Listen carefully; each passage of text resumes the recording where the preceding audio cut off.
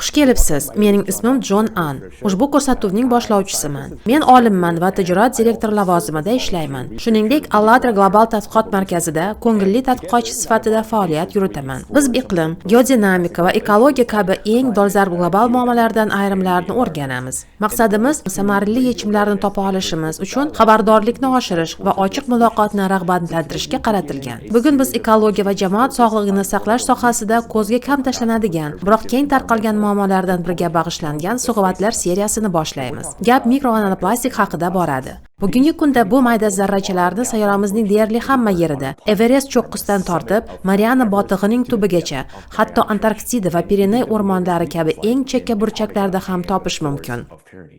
Shu bois bu plastik zarrachalarining endilikda tanamizda ham mavjudligi ajablanarli emas. Ular organizmimizga biz yeydigan oziq-ovqat, ichadigan suv va hatto nafas olayotgan havo orqali kiradi. Bu esa bir qator fundamental savollarni yuzaga keltiradi. Bu zarrachalar tanamizga kirganda nima sodir bo'ladi?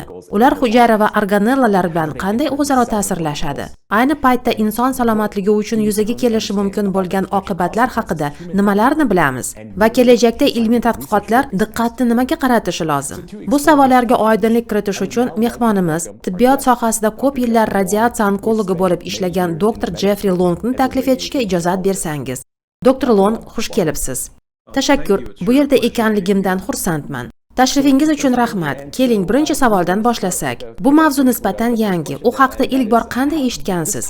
Bu haqda birinchi marta eshitganingizda e'tiboringizni nima tortgan? O'shanda bu chindan ham e'tibor qaratishga arziydigan narsa ekanligini, ushbu muammoga befarq qaramasligimiz kerakligini tushunganmisiz?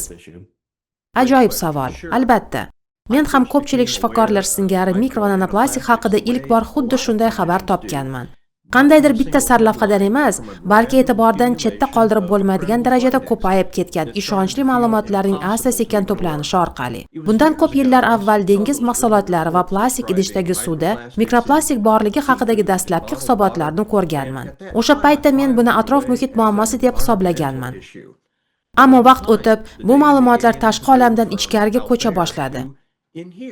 Bu zarrachalar najasda, o'pkada, qonda va hatto odam yo'ldoshi to'qimalarida ham aniqlandi. Bu esa vaziyatni butunlay o'zgartiradi. Chunki muammo olisdagi ekologik masaladan bevosita inson salomatligiga daxldor masalaga aylanadi. Mening e'tiborimni tortgan narsa plastikning hamma joyda mavjudligi va uning biologik ta'sir ehtimoli bir-biriga bog'liqligi bo'ldi. Chunki plastik shunchaki inert modda emas. Ko'pgina plastik mahsulotlarining tarkibida qo'shimchalar, plastifikatorlar, stabilizatorlar, olovga chidamli moddalar, pigmentlar va hokazolar bor. Shuningdek, plastik o'z yuzasiga singib qolgan kimyoviy moddalarni ham tashishi mumkin. Biror narsani mikro yoki nano darajagacha kichraytirganingizda, uning sirt maydoni keskin ortadi. Shunda kimyoning biologiya bilan to'qnashadigan chegarasi yanada muhim ahamiyat kasb etadi. Shu bosqichda o'rinli bir savol tug'iladi. Bu moddalarning surunkali ta'siri biz kasalliklarga aloqador deb biladigan oksidlanish stressi, yallig'lanish va boshqa biologik oqibatlarga olib kelishi mumkinmi? Savolingizga to'g'ridan-to'g'ri javob beradigan bo'lsam, men uchun burilish nuqtasi bu muammoning global miqyosiga ta'sir ekanini anglashim bo'ldi. Bu qayerda yashashi, nima yeyishi va nima bilan shug'ullanishidan qat'iy nazar barcha insonlarga daxldor. Shifokor sifatida keng tarqalgan, surunkali, biologik, faol va potensial zararli ta'sirga duch kelganingizda, biz tibbiyotda o'zimiz qayta beradigan o'sha savol paydo bo'ladi. Buning uzoq muddatli oqibatlari qanday va vaziyatni oydinlashtirish hamda eng muhimi, zararni kamaytirish uchun nima qila olamiz? Nazarimda bu sohadagi tadqiqotlar taxminan 2000-yillarning boshlarida boshlangan. Ammo mikro va nanoplastik hamda ularning inson salomatligiga ta'siriga bag'ishlangan izlanishlar yetakchi ommaviy axborot vositalarida taxminan 5 yil avval faol yoritila boshlandi. Siz tibbiyot sohasida ishlaganingiz uchun bir savolim bor. Nima uchun odamlar va olimlarga mikro va nanoplastikning inson salomatligi uchun jiddiy xavf tug'dirishini tan olish uchun shuncha ko'p vaqt kerak bo'ldi? Ya'ni buni anglab yetish uchun nega shuncha uzoq vaqt kerak bo'ldi? Bilasizmi, bu ajoyib savol. Aytganingizdek, bu masala 2000-yillarga borib taqaladi. Biz bu haqda o'sha paytlardayoq eshita boshlaganmiz. Shunga qaramay, mana bugun bu yerda o'tiribmiz va bu muammodan ancha yaxshi xabardor bo'lgan holda uni muhokama qilyapmiz. Bu muammo bilan shug'ullanishga shuncha vaqt ketganining bir nechta sababi bor. Birinchidan, mikroplastik va ayniqsa nanoplastikni ko'rish ham, o'lchash ham qiyin. O'nlab yillar davomida standart ekologik va biotibbiy sinovlar shunday mayda o'lchamdagi zarrachalarni aniqlashga, ularni umumiy atrof muhit ifloslanishidan ajratib olishga yoki polimer turlarini ishonchli tarzda belgilashga mo'ljallanmagan edi. Hatto hozir ham bu sinovlar natijalari qo'llanilayotgan usulga qarab farqlanishi mumkin. Namunalarni tayyorlashdagi farqlar, spektroskopiya chegaralari va ifloslanish nazorati, bularning barchasi nima aniqlanishiga ta'sir etishi mumkin. Oddiy qilib aytganda, o'lchov ishlarini o'tkazish qiyinlashsa, aniqlash jarayoni ham sekinlashadi. Ikkinchidan, muhimi, plastik an'anaviy ravishda nisbatan inert material hisoblanib kelgan. Jamoatchilik muhokamalarida asosiy e'tibor ko'zga ko'rinadigan ifloslanishga qaratiladi. Men paketlar, plastik idishlar, okeandagi chiqindilar va eskirish natijasida hosil bo'ladigan tolalarni nazarda tutyapman. Nanozarrachalar masalasi esa sog'liqni saqlashga oid munozaralarda chindan ham chetda qolib ketdi. Chunki biz ularni boshqa ko'zga ko'rinadigan ifloslanish turlari kabi yaqqol ko'ra olmasdik. Shu sababli bu boshidanoq ravshan emas edi. Shuning uchun biz bu masalaga ancha kech e'tibor qaratdik. Uchinchidan esa fan tarqoq edi. Ekologlar, analitik kimyogarlar, toksikologlar, klinisistlar va epidemiologlar bu fan sohalarining har biri bosh qotirmaning turli qismlarini qo'lida ushlab turardi. Ekologik ko'rsatkichlarni inson salomatligiga ta'siri, so'ngra to'qimalardagi taqsimoti va biologik oqibatlari bilan bog'lash uchun zarur ko'priklarni qurishga ko'p vaqt va uzluksiz moliyalashtirish talab etiladi. Va nihoyat eng muhimi, klinik natijalarga ta'sirini o'rganishimiz kerak. Biroq hozirgi vaqtda sabab-oqibat bog'liqligini aniqlash ancha murakkab. Bizni xavotirga solayotgan ko'plab kasalliklar, yurak-qon tomir, neyrodegenerativ kasalliklar, endokrin tizim faoliyatining buzilishi va albatta saraton rivojlanishi xavfi. Bularning barchasi ko'p omilli tabiatga ega. Bu kasalliklarning sababi mavjud bo'lsa ham, ular yillar davomida rivojlanib namoyon bo'ladi. Shu sababli bu kabi keng tarqalgan ifloslanishning sezilarli ta'sir ko'rsatishini isbotlash uchun keng ko'lamli va puxta tadqiqotlar talab etiladi. Yaxshiyamki aniqlash usullari takomillashgani va odamlarda o'tkazilgan tadqiqotlarning dastlabki natijalari bu masalaga befarq qarashga yo'l qo'ymayotgani tufayli ushbu soha hozirda jadal sur'atlar bilan rivojlanyapti. Bu holat tadqiqotlarga turtki beradi deb umid qilaman. Nazarimda dunyodagi eng oddiy tadqiqot bu aytaylik, nanoplastik bilan ifloslanish darajasi ancha yuqori bo'lgan aholi guruhlarini o'rganib, ularni nanoplastikning atrof muhitga ta'siri ancha past bo'lgan guruhlar bilan taqqoslashdan iborat bo'lar edi. Shu orqali qandaydir o'zaro bog'liqliklarni topishga harakat qilib, garchi bu shunchaki korrelyatsiya bo'lsa-da, korrelyatsiya va sabab-oqibat o'rtasidagi murakkab aloqani o'rnatishga urinib ko'rish mumkin. Shu bois ushbu muammoga qanchalik jiddiy yondashishimiz kerakligini va albatta bu borada nimalar qila olishimizni aniq belgilab olish uchun keyingi tadqiqotlar yo'nalishini ko'rsatib beradigan oddiy epidemiologik tadqiqotlarni ham ko'proq o'tkazishimiz zarur. Ha, vaziyat kerakli yo'nalishda rivojlanayotganidan xursandman. Bu albatta juda muhim. Bilasizmi, o'zimga ham tegishli yana bir savolim bor. Men bu atamalarni ongli yoki ongsiz ravishda doim adashtirib yuboraman. Men har doim mikroplastik va nanoplastik so'zlarni ishlataman. Ba'zan ularni birga qo'llayman, ba'zan esa goh birini, goh ikkinchisini. Sizning nuqtai nazaringizdan, o'lchamdan tashqari, masalan, men nazarda tutayotgan mikroplastik mikrondan 5 mm gacha bo'lgan zarrachalar. Nanoplastik esa 1 mikrondan kichikroq zarrachalardir. Ular o'rtasidagi asosiy farqlar nimalardan iborat? Bu nega muhim? O'lchamdagi farqning biologik ahamiyati qanday? O'lchamga e'tibor berishimiz kerakmi? Ulardan biri ikkinchisiga qaraganda xavfliroqmi? Bilasizmi, bu ham juda o'rinli savol. O'lchamga oid atamalar meni ham ancha chalg'itgan. O'lcham bu qandaydir texnik tafsilot emas. U bu zarrachalarning organizmda o'zini qanday tutishiga bevosita ta'sir ko'rsatadi. Mikroplastik bu yirikroq zarrachalar bo'lib, ularning hajmi odatda 1 mikrometrdan 5 mikrometrgacha o'zgarib turadi. Shunday bo'lsa-da, ular organizmga oziq-ovqat bilan yoki hatto nafas olish orqali kirishi mumkin. Albatta, yutilgandan yoki nafas olgandan so'ng ularning aksariyati organizmda chiqib ketishi ehtimoli katta. Lekin mikroplastikning bir qismi, ayniqsa shilliq pardalar, nafas yo'llari yoki ichaklarga tiqilib qolsa, ichkarida qolishi ham mumkin. Shuningdek, mikroplastik o'ziga atrof muhitdan singdirib olgan qo'shimchalar va kimyoviy moddalarni tashuvchi bo'lib xizmat qilishi ham mumkin. Nanoplastik esa o'lchami haqida gapiradigan bo'lsak, undan ham kichikroq. Uning o'lchami ko'pincha 1 mikrometrdan kichik deb ko'rsatiladi. Ba'zan esa bundan ham ancha mayda, o'nlab yoki yuzlab nanometr oralig'ida bo'ladi. Mana shunday o'ta kichik o'lchamlarda biologik ahamiyatga ega bo'lgan ayrim hodisalar yuz beradi. Bu zarrachalar endositoz deb ataladigan jarayon orqali organizm hujayralari tomonidan osonroq o'zlashtiriladi va hujayra membranalariga bevosita ta'sir o'tkazishi mumkin va mohiyatan ular biologik to'siqlardan osonroq o'ta oladi. Masalan, gematoensefalik to'siq, yo'ldosh to'sig'i yoki o'pkaning alveolar kapillyar to'sig'ini olaylik. Nanoplastikning massaga nisbatan solishtirma yuzasi ancha yuqori bo'lib, bu uning reaktivligini va organizmdagi oqsillar, membranalar hamda hujayra ichidagi tuzilmalar bilan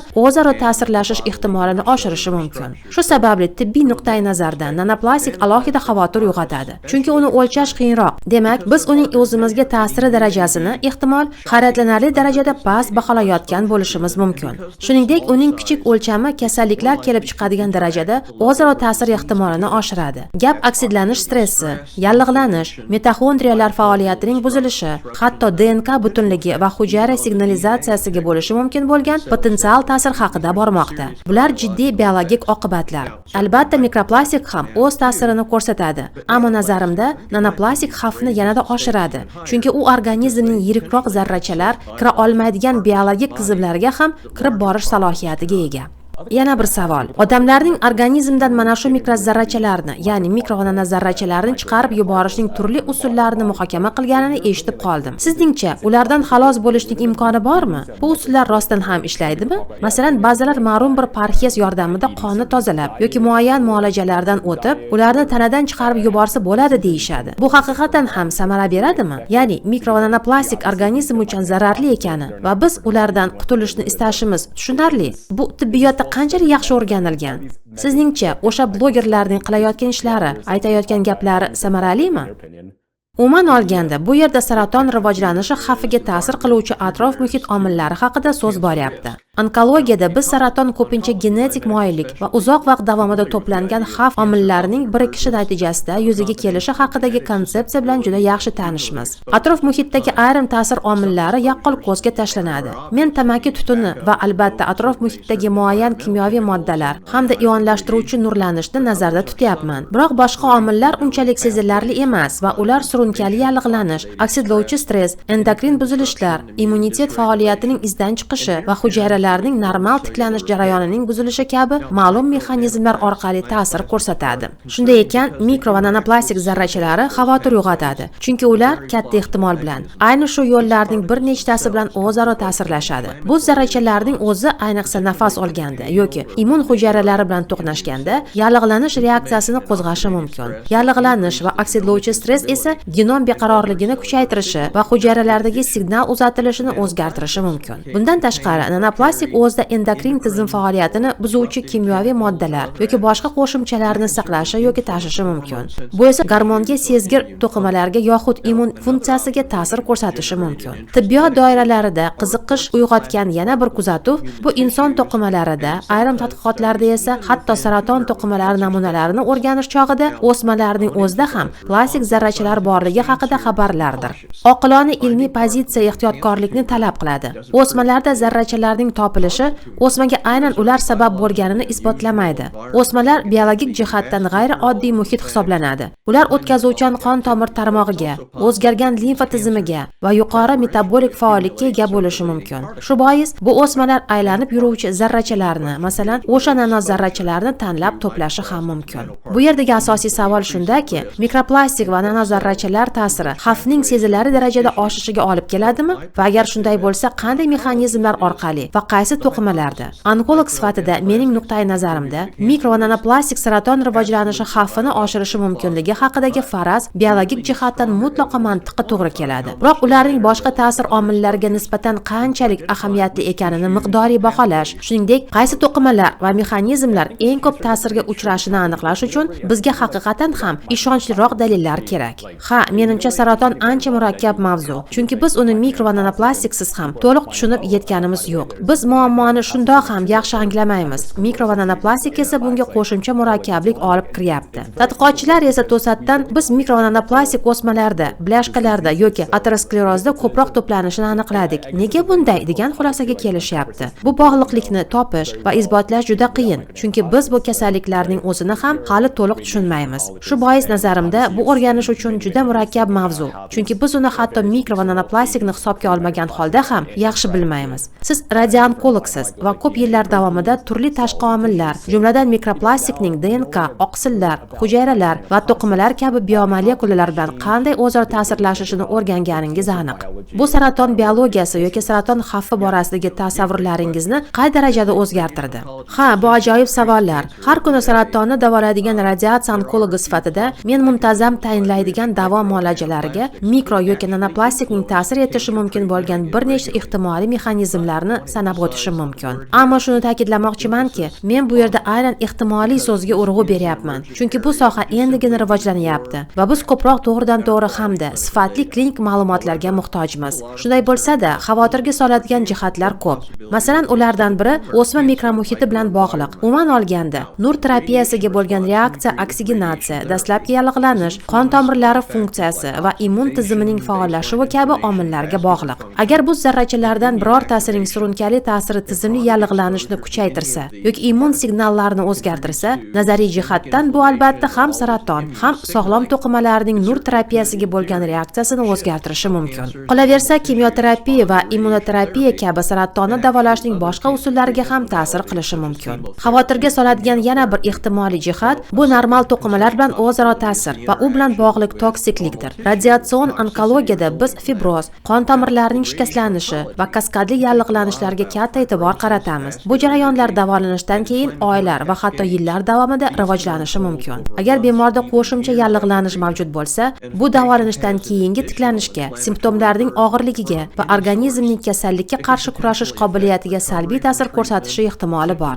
Bu esa asoratlarga olib kelishi mumkin. Gap mikroplastik nur terapiyasining fizikasini qandaydir o'zgartirishida emas, lekin u shubhasiz davolashdan keyingi to'qimalarning bitishidagi biologik jarayonlarga ta'sir qilishi mumkin. Va nihoyat uchinchi jihat bu farmakologiya. Qizig'i shundaki, ayrim nanozarralar tibbiyotda dori vositalarini manzilli yetkazib berish uchun allaqachon qo'llanib kelinmoqda. Biroq zarralarning atrof muhit ta'sirida organizmga kirib borishi kimyoviy moddalarning biz hozircha to'liq anglab yetmagan usullarda bog'lanishi, ko'chishi yoki to'planishiga olib kelishi mumkin. Shu sababli bu holat davolash samarasiga sezilarli ta'sir ko'rsatadimi yoki yo'qmi? Bizga hali noma'lum. Lekin bu shubhasiz o'rganishda va tadqiq qilishda davom etishimiz zarur bo'lgan masala. Ochig'ini aytsam, bu meni tashvishga solyapti. Lekin amalda men uchun bu hozircha xabardorlikni oshirish va konsultatsiya berishni anglatadi. Bemorlar nima qila olishlarini so'rashadi. Men ilmiy dalillarni bo'rttirib ko'rsatmaslikka harakat qilaman. Ammo ta'sir xavfini kamaytirish bo'yicha oddiy choralarni tavsiya etishni oqilona deb hisoblayman. Masalan, oziq-ovqatni plastik idishda isitmaslik, imkon qadar bir martalik plastikdan foydalanishni kamaytirish va albatta havo va suvning filtrlash sifatiga e'tibor berish. Bular bizga ko'proq ma'lumot olish imkonini beradigan tadqiqotlar davom etayotgan bir paytda har birimiz har kuni amal qila oladigan oddiy aqli raso choralar. Saratonning turli xillari bilan ishlash tajribangizga tayanib, aytingchi, sizningcha saratonning qaysi turlari ko'pincha mikronanoplastik bilan bog'lanadi yoki ehtimol ular tufayli kelib chiqqan deb hisoblanadi? Bu tadqiqot hali davom etayotganini tushunaman, ammo nima deb o'ylaysiz? Nega mikro va nanoplastik aynan o'smalarda ko'proq uchraydi? Ya'ni odamlar mikro va nanoplastikni o'smalar bilan bog'lashiga sabab shundaki, plastik ko'proq aynan o'smalar ichida topilyapti. Yana takrorlayman, bu sabab oqibat bog'liqligini anglatmaydi, lekin balki mikro va nanoplastik shu o'smalarga tortilar yoki ular xavfli hujayralar tarkibida bo'lib, keyin shu hujayralar o'smaga aylanadimi? Bilaman, bu hali ham o'rganilyapti, lekin shunchaki sizning shaxsiy fikringizni, bu borada o'zingiz nima deb o'ylashingizni bilmoqchiman. Aslida biz hali o'rganishimiz kerak bo'lgan narsalar juda ko'p. Bizga nanoplastik mikrozarrachalarning ta'siri va muayyan kasalliklar o'rtasidagi bog'liqlikni aniqlashga yordam beradigan tadqiqotlar zarur. Bu zarrachalar aynan qanday o'smalarni, qancha miqdorda keltirib chiqarishini, oqibatlari naqadar jiddiy ekanini hamda saratonni davolash yoki terapiyaning nojo'ya ta'sirlarini nazorat qilishni qay darajada qiyinlashtirishni aniqlashimiz kerak. Hozircha biz buni haqiqatan ham bilmaymiz. Bugungi kundagi ilmiy ma'lumotlarga tayanib, nanoplastik va nanozarrachalar saratonning ma'lum turlarini, deylik, aniq bir foizga yuqori xavf bilan keltirib chiqaradi deb qat'iy ayta olmaymiz. Lekin bizga ma'lumki, ularning organizm bilan o'zaro ta'siri, yallig'lanishni qo'zg'atishi va o'zi bilan atrof muhitdan boshqa kimyoviy moddalarni, jumladan saraton keltirib chiqarishi isbotlangan moddalarni olib kirishi bilan bog'liq xavotirlar ko'p. Shu sababli bu muammo meni jiddiy tashvishga solyapti. Menga o'xshagan boshqa ko'plab shifokorlar ham bundan chuqur xavotirda. Biroq bu kabi o'ta muhim va ochig'ini aytganda, hayotni saqlab qolishi mumkin bo'lgan savollarga javob berishdan avval bizga ko'proq ma'lumot, ko'proq tadqiqotlar kerak. Bu ta'sir qanchalik jiddiy? Menimcha ancha jiddiy. Afsuski, hozircha biz buni raqamlar bilan o'lchay olmaymiz. Men bu tadqiqotlar nisbatan yaqinda paydo bo'lganini avvalroq aytib o'tgandim. Siz ham tabiiyki mikro va nanoplastik sohangizda jiddiy muammoga aylanishi mumkinligini tushunib turibsiz. Sizning nuqtai nazaringiz va tajribangizdan kelib chiqsak, umuman tibbiyot hamjamiyati bunga qanday munosabatda? Bu sohadagi hamkasblaringizchi? Ular mikro va nanoplastik bilan bog'liq muammolarni anglayaptimi yoki bunga shubha bilan qarayaptimi? Ehtiyotkorlik qilyaptimi yoki allaqachon faol choralar ko'rishga kirishganmi? Umuman vaziyat qanday? Har kuni birga ishlaydigan hamkasblarim orasida bu borada jiddiy xavotir va xabardorlik bor deb aytishni istardim, lekin aslida unday emas. Umuman olganda, tibbiyot hamjamiyatida amaliyotchi shifokorlar orasida nanoplastik, mikrozarrachalar biz bu yerda muhokama qilayotgan va bizni bunchalik tashvishga solayotgan narsalar haqida deyarli hech kim bilmaydi. Shunday ekan, oldimizda katta ma'rifiy ishlar turibdi. Shuni ta'kidlamoqchimanki, bu muammo haqida xabardorlik ortib boryapti. Biroq afsuski, u hozir kerakli darajadan ancha past. Shuni tushunish kerakki, aksariyat klinisistlar, menga o'xshagan shifokorlarning shoshilinch tibbiy vazifalaridan boshi chiqmaydi. Tibbiy ta'lim esa odatda biz bugun so'z yuritayotgan rivojlanib borayotgan ekologik fanlardan ortda qolmoqda. Ya'ni biz hozir salomatligimizga, nazarimda, jiddiy tahdid bo'lgan ushbu masalani muhokama qilar ekanmiz, haqiqatan ham oldingi safdamiz. Agar kimdir tibbiyot va ekologik salomatlikka alohida qiziqmasa, u biz bugun muhokama qilayotgan adabiyotlarni sinchiklab kuzatib bormasligi aniq. Hatto xabardorlar orasida ham munosabat ko'pincha ancha ehtiyotkorona bo'ladi. Ular, ha, qiziq-ku, lekin bu klinik jihatdan isbotlanganmi? Qabilida gapirishlari mumkin. Va bu o'rinli savol, chunki tibbiyot haqli ravishda klinik amaliyotni o'zgartirish yoki qat'iy tavsiyalar berishdan oldin jiddiy dalillarni talab qiladi. Umuman olganda, ma'lumotlarni sifatli sintez qilish va tahlil etish xabardorlikni oshirishga yordam bergan bo'lardi. Shunchaki alohida tadqiqotlar emas, bizga tibbiyot sohasidagilarga haqiqatan ham yagona qoidalar, standartlashtirilgan ta'riflar hamda nima allaqachon ma'lumi, nima noaniqligicha qolishi ehtimoli yuqori ekani haqida aniq xulosalar kerak. Bularni dunyo bilan ijobiy ruhda baham ko'rishimiz mumkin. Nazarimda, bu bizning qo'limizdan keladigan eng muhim va ahamiyatli ish bo'lsa kerak. Bugungi suhbatimiz ham shubhasiz juda foydali. Ammo kengroq nazar tashlasak, uzluksiz tibbiy ta'lim dasturlari, davra suhbatlari va bu masalani sog'liqni saqlash bo'yicha muhokamalarga kiritish juda katta yordam bergan bo'lardi. Menimcha, shifokorlar qanday desamkin, aniq bir klinik ilgagi bo'lgandagina bunga yaxshi munosabat bildirishadi. Men kabi klinisistlar bu ta'sirning tasdiqlangan biomarkerlari, aniq natijalar bilan ishonchli epidemiologik bog'liqliklar va ayniqsa ushbu xatarlarni samarali kamaytirish bo'yicha dalillarga asoslangan tavsiyalarni izlaydilar. Vaqt o'tishi bilan bu unsurlar rivojlanib borgani sari ishontirib aytamanki, tibbiyot hamjamiyatining ushbu muhim masalaga jalb qilinishi yanada kuchayib jadal tus oladi. Shu sababli hozircha men buni mutlaqo asosli, biroq ayni damda endigina shakllanayotgan va ortiqcha shov-shuvsiz e'tibor qaratishga arziydigan jamoat salomatligi muammosi deb ta'riflagan bo'lardim. Ha, siz tilga olgan qiyinchiliklardan biri bu tahlil uslubining mavjudligidir. Ya'ni odamlar okeanlarni o'rganayotganda, masalan, konus simon plankton to'rlaridan foydalanib namunalar yig'ishadi. Demak, ular muayyan bir uslubni qo'llashlariga to'g'ri keladi. Keyin olingan ma'lumotlarni tahlil qilishadi va natijada qanday tushuntirsam ekan, xullas, ular bu yerda yirik zarralar, bu yerda esa mayda zarralar joylashgan bir taqsimotni aniqlashadi. Bu taqsimot avvaliga o'sib, keyin kamayib borayotgandek ko'rinadi. Lekin yaqinda ular barcha nanoplastik zarralarni o'lchash uchun namuna olishning boshqa usullarini qo'llay boshlashdi va ularni spektroskopiya yordamida tadqiq qilishdi. Shunda ma'lum bo'ldiki, zarralar qanchalik kichrayib borgani sari, ularning soni shunchalik eksponensial ravishda ortib borar ekan. Aslida bu mantiqqa ham to'g'ri keladi. Biz esa masalan, o'sha okeanlardagi bu holatlarning barchasini e'tibordan chetda qoldirgan ekanmiz. Ha, albatta, muammolardan biri bu tahlil uslubi. Bizda hatto shu mayda zarralarni o'lchashning tuzukroq bir usuli ham yo'q. Ularni qanday yig'ib olish, organizmdan qanday namuna olish haqida-ku gapirmasa ham bo'ladi. Ko'p narsa moliyalashtirishga borib taqaladi. Kerakli uskunalarni xarid qilish, natijalarga ishonch hosil qilish uchun ularni sozlash ancha-muncha mablag' talab qiladi. Nazarimda hozir bunga qiziqadigan, moliyalashtirish manbalarini izlaydigan odamlar yoki shunchaki mablag'ning o'zi yetishmayapti.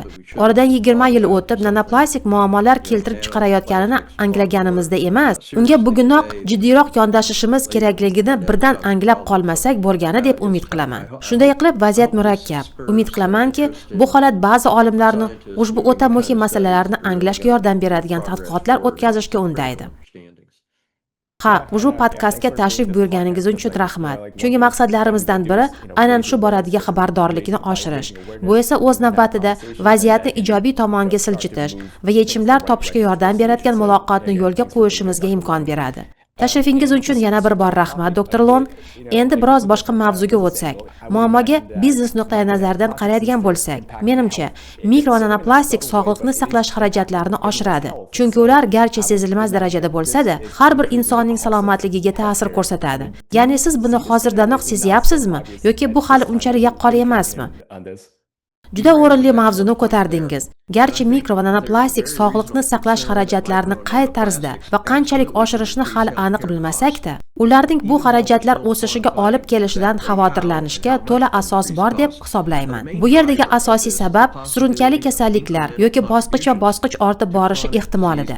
Agar bu kabi keng qamrovli ta'sir aholi orasida yurak-qon tomir kasalliklari, moddalar almashinuvining buzilishi, nafas yo'llarining yallig'lanishi, reproduktiv nuqsonlar, neyroyallig'lanish holatlari yoki hatto saraton kabi kasalliklar xavfini oshirsa, undan keyingi sog'liqni saqlash xarajatlari mislsiz darajada katta bo'lishi mumkin. Dunyo bo'ylab sog'liqni saqlash tizimlari shundoq ham surunkali kasalliklarni davolash bilan zo'rg'a uddalayotgan bir paytda, aholi miqyosida kasallanish darajasining hatto ozgina o'sishi ham ulkan va jiddiy iqtisodiy oqibatlarga olib kelishi muqarrar. Bundan tashqari, murakkab diagnostika sarfini ham inobatga olish kerak.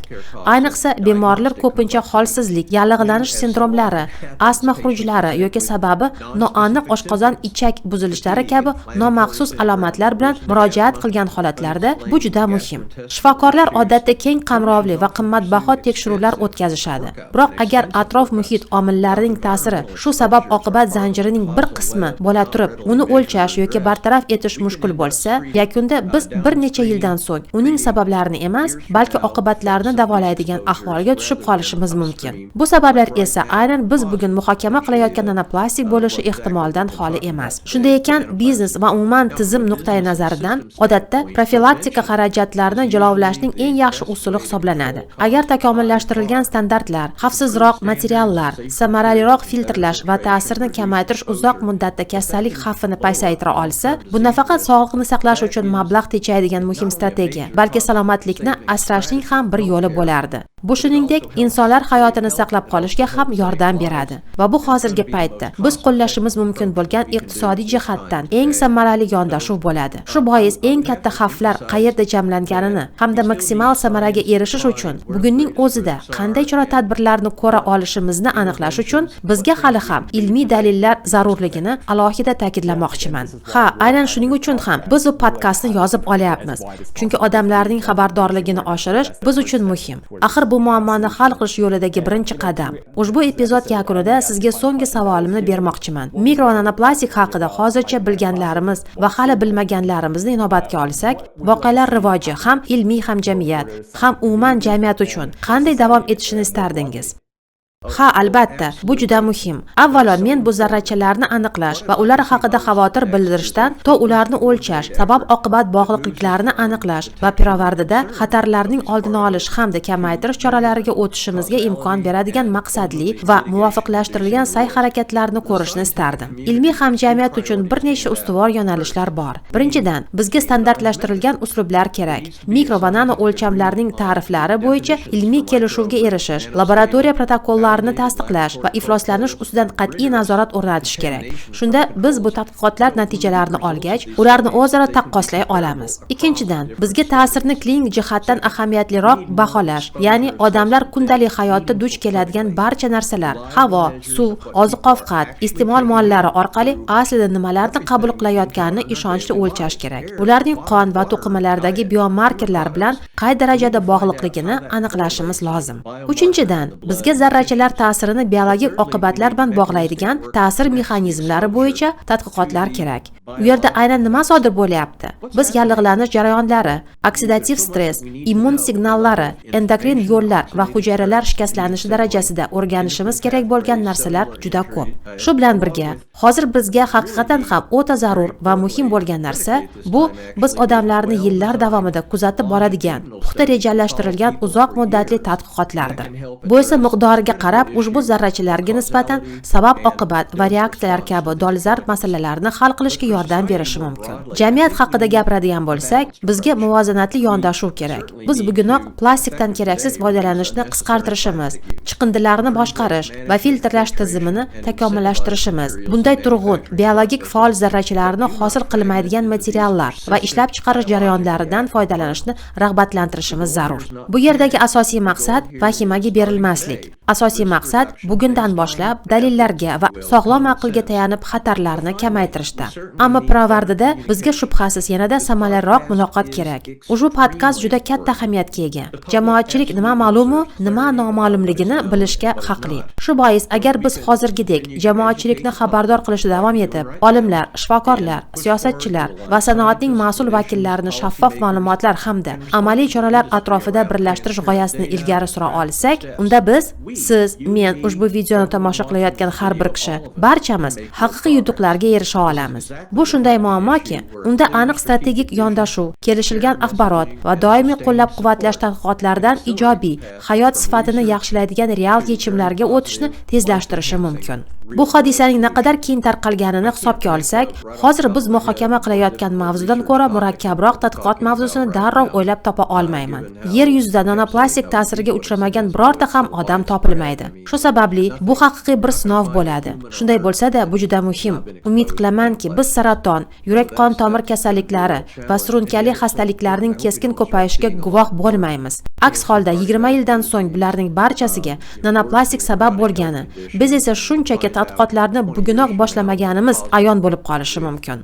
Shu bois umid qilamanki, bu odamlarning xabardorligini oshiradi, vaziyatni o'lik nuqtadan siljitadi hamda bu moddalarning ta'siri qanday ekanini va bugungi kunda bu borada nima qila olishimizni tushunishga yordam beradi. Ajoyib. Dr. Lon, bugun o'z qarashlaringiz va fikrlaringiz bilan bo'lishganingiz uchun katta rahmat. Siz bilan jonli efirda suhbatlashganimdan juda xursandman. Kelgusi ko'rsatuvlarimizdan birida sizni ko'rishdan mamnun bo'lamiz. Biz bilan birga bo'lganingiz uchun katta rahmat. Tomoshabin va tinglovchilarimizga esa bizga qo'shilganliklari uchun minnatdorchilik bildiramiz. Mikro va nanoplastik kabi global muammolarni anglash va ularga yechim topish aynan shunday suhbatlardan boshlanadi. Agar ko'proq ma'lumot olishni istasangiz, Nanoplastik hayot uchun tahdid nomli yangi hujjatli filmni tomosha qilishni tavsiya qilaman. Unda Dr. Long ham, men ham ishtirok etganmiz. Havolani ushbu epizod tavsifidan topasiz. Keyingi ko'rsatuvlarda uchrashguncha, biz bilan birga bo'lganingiz uchun rahmat. Ko'rishguncha xayr. Yaxshi, kutib qolamiz. Men boshqa ma'ruzachilarni tinglab, ko'p yangi narsalarni ham bilib oldim. Ajoyib.